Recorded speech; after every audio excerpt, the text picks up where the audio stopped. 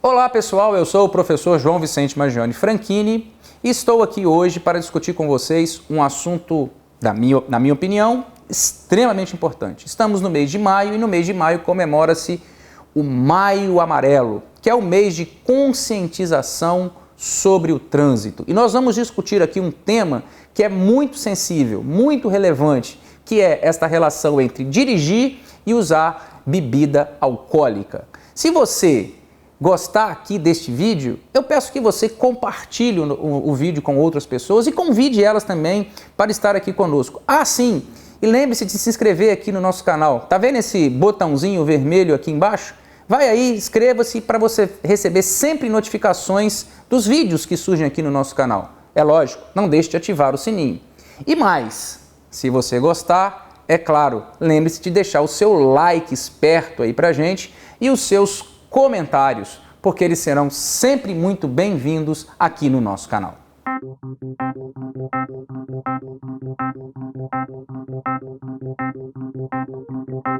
Não sei se você está sabendo, mas recentemente a Associação de Bares e Restaurantes no Brasil, ela entrou com uma ação no Supremo Tribunal Federal pedindo para que retornássemos àquela situação antiga, que fosse permitido que as pessoas que bebessem tivessem um limite ali no bafômetro de até 0,6 gramas de álcool por litro de sangue, né? E aí fosse permitido, abaixo disso ela poderia seguir viagem.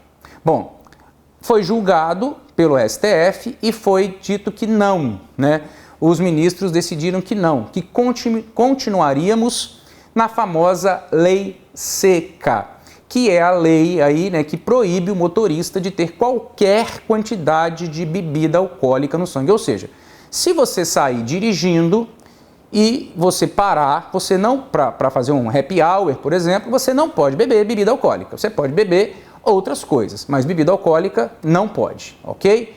Bom, como é que é em outros lugares que a gente poderia pensar aqui? Por exemplo, nos Estados Unidos, alguns estados eles consideram que possa-se ter uma concentração até 0,8 gramas por litro. A OMS, já por sua vez, ela vai recomendar no máximo 0,5 gramas por litro. E como eu disse, no Brasil era 0,6 e agora já não é mais nada, né? Zerou tudo, não pode ter absolutamente nada. Mas tá, a sua pergunta, o seu questionamento, ele pode ser: o que essas concentrações de álcool no sangue pode trazer de prejuízos para uma pessoa? O quanto ela pode ser negativa aí no trânsito, por exemplo, de uma pessoa bebendo, não estou falando de uma pessoa bebendo embriagada não, acho que todo mundo sabe que não dá, não vai rolar, né? Porque os reflexos daquela pessoa estão completamente comprometidos. Mas eu estou falando ali, daquele limite mínimo, onde você percebe que a pessoa está bem, a pessoa está inteira, ela não está tropeçando as pernas, por exemplo, né? Cambaleando, ela não está com a fala embolada, pastosa, ainda não. Então nós vamos entender aqui o que pode acontecer de acordo com essas concentrações de álcool na corrente sanguínea. Bom, o etanol, o álcool, para começar, ele é uma bebida depressora do sistema nervoso central. O que isso significa? Significa que ele deixa você lento, né? Todo mundo sabe disso. Mas inicialmente, o álcool ele tem um efeito que a gente chama de efeito alto. A pessoa fica mais falante, mais risonha, mais desinibida. É aquele efeito inicial do álcool. Mas esse efeito inicial do álcool, ele vai seguir logo depois para um efeito depressor do sistema nervoso central. Ou seja, o álcool deprime o seu cérebro.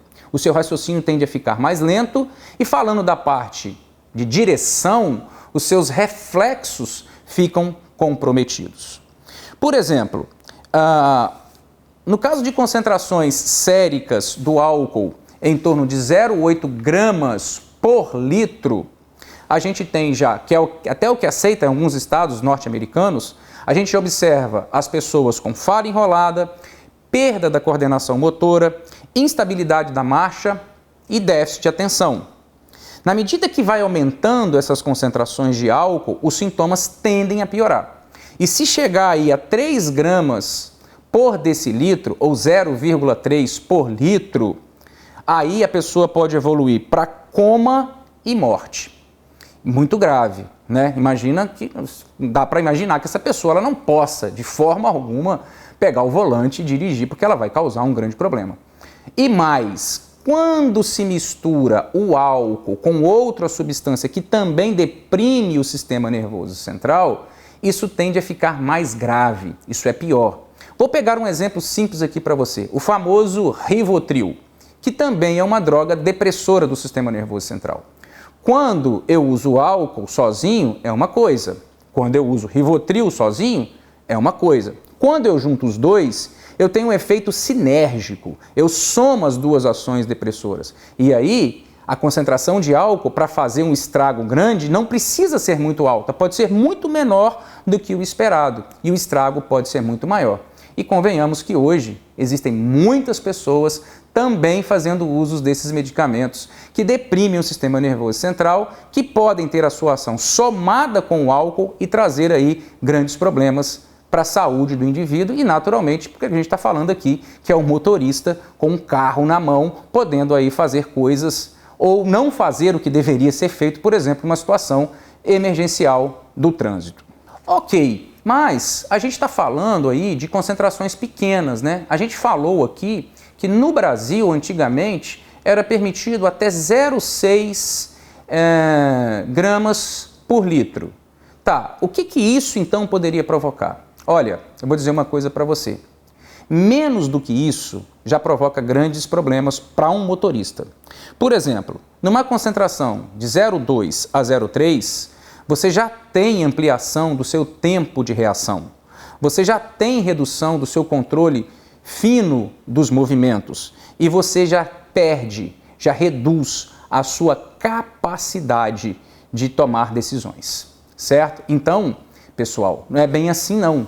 Às vezes, com concentrações muito pequenas, que no dia a dia é imperceptível, sei lá, pode ser uma cerveja, ou sei lá, uma vodka, ou coisa, um vinho, né? Que às vezes você fala assim, não, eu estou super bem, mas talvez na hora da tomada de uma decisão, isso pode significar um raciocínio mais lento, um movimento preciso, não tão preciso, uma coordenação motora não tão afinada, e isso pode trazer problemas como acidentes de trânsito, que podem ser acidentes pequenos ou até mesmo grandes, que podem custar a vida de uma pessoa. Tá, mas o quanto seria aí para dar, quanto de bebida alcoólica eu teria aí para dar uma concentração em torno de 0,2, 0,3 miligramas por decilitro? Bom, depende da bebida alcoólica. Num copo de cerveja de 300 ml ou num copo de vinho de 100 ml, em uma mulher ou homem pesando em torno de 70 quilos, eu já teria em torno de 0,25 gramas de álcool por litro de sangue. Ou seja, já passou aquele limite de afetar os meus movimentos, a minha coordenação motora. É lógico que isso vai depender de como está o meu organismo. Existem alguns fatores para que essa concentração seja parecida com essa que eu falei aqui. Por exemplo, são casos de adultos gozando de boa saúde, mas se houver diferença de peso, sexo, tipo de bebida consumida, o tempo que se levou para consumir essa bebida, situações de estresse, cansaço, doença, ingestão de medicamentos, isso pode interferir, entendeu? Então, assim, eu falei que um copo de cerveja de 300 ml ou um copo de vinho pode dar essa concentração de 0,25 gramas, mas, dependendo, pode até dar mais ou pode dar menos, o que na verdade a gente nunca sabe, certo? Então, por isso, a insistência, neste caso, em manter a lei seca aqui no Brasil. Aquela lei que não permite que você tenha absolutamente nada no sangue para que você possa dirigir. Ah, sim, e um detalhe final com relação, para a gente finalizar aqui esse nosso vídeo aqui sobre esta relação álcool-trânsito.